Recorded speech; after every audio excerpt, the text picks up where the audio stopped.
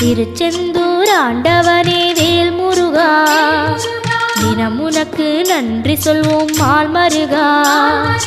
திருவடியில் தவம் இருப்போம் திருமுருகா, தீப்பெழுது நலமெனவே வடிவழகா.